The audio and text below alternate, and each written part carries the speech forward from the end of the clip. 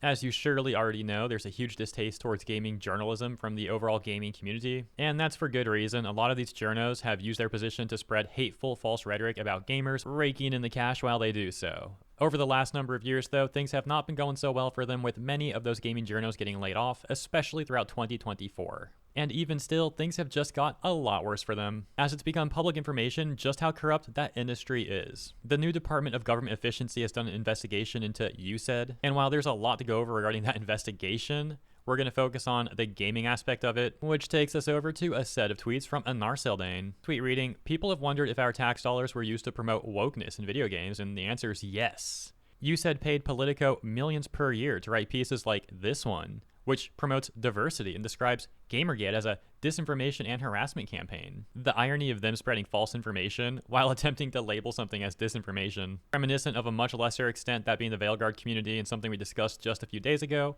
where they were complaining about false narratives while spreading false narratives. In other words, recurring themes of dishonesty from these people that continually attack gamers. Anyways, in the screenshots here, we can see an old Politico article cited, where as mentioned, they were trying to propagate this false narrative about Gamergate, coinciding with their attacks on the overall gaming community. Specifically, let's check out the third paragraph here where they say, 6 years ago, a disinformation campaign with the profoundly stupid name of Gamergate spent several months orchestrating a series of harassment campaigns of women game developers and critics.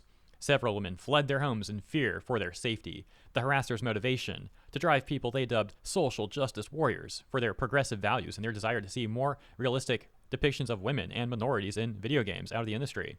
The campaign worked well enough that Steve Bannon, as reported in Joshua Green's Devil's Bargain, used it as a template for Trump's presidential campaign." Alright, let's pause there really quick and comment on this. It's always funny seeing journalists complain about the name Gamergate, when arguably they're the group that propagates that name the most. It's also really funny how they try and act on this moral high ground of, we just want to see like diversity in games, we want to have depictions of women and minorities in video games. And then the depictions that these sort of people often make are like terrible representation. You get stuff like the recent Tosh disaster from Veilguard. And long before these sort of people started infecting video games with their rhetoric, many of the most diverse and iconic video game characters were created. The second screenshot is the Politico article complaining more about Gamergate and citing a Polygon editor-in-chief, as if that's like a great citation right there. Of course they would do that. More importantly though, in the next tweet, in the third screenshot here, we can see how hateful and extreme their rhetoric gets. This one reads, "They also called Gamergaters Nazis. Quote, literal Nazis like Andrew Anglin or folks from the Gamergate community." Notice there's no comma separating the two. And so we can see that part of their article highlighted right here, where they're also talking about something regarding Taylor Swift and Milo Yiannopoulos. The whole article is basically a gish gallop of information they're trying to string together, but it's important to read between the lines. These sort of extremists paint the gaming community at large as being a part of Gamergate and tries to throw that literal Nazi label on them. Now look, we all know how these people operate.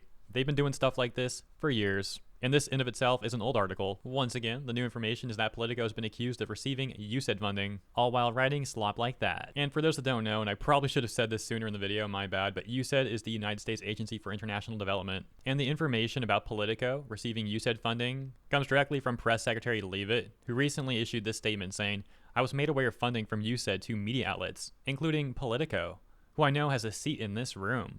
The $8 million USD you receive ends today. The Department of Government Efficiency team is canceling those payments now." However, Politico doesn't seem happy about this information coming out. They're actually denying it occurred, issuing this statement that says, "Politico has been subject of debate on X this week. Some of it has been misinformed, and some of it has been flat out false.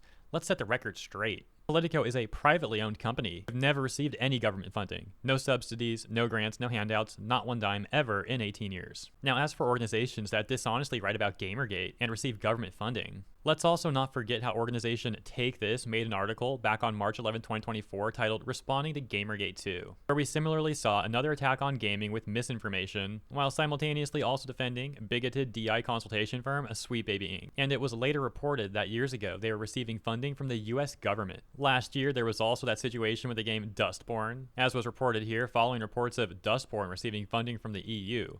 The US government spent over $250,000 on a quote-unquote counter-disinformation game. That whole Dustborn thing last year was absolutely hilarious. We all had a great laugh about that. They're like trying to make this game seem like, oh, we're punk-like. Yeah, it is this group of punks in Dustborn. And turns out they're getting government funding to make that game, like the least punk thing you could possibly do. But yeah, aside from that, as the headline reads, there was also this game that the US government apparently spent $250,000 creating that was like focused on quote-unquote counter-disinformation. In other videos, we've also previously discussed how in Canada, various DI consultation firms that have tried to infect gaming have also received funding from the Canadian Canadian government. And it's all to say that these sort of organizations and these people, well, to use a term that they often like to use, it seems like they're all really just taking part in a giant grift. But let me know what you think about this stuff in the comments. As always, thanks for tuning in. If you enjoyed the coverage, please consider liking and or subscribing. Appreciate you, and I'll see you in the next one.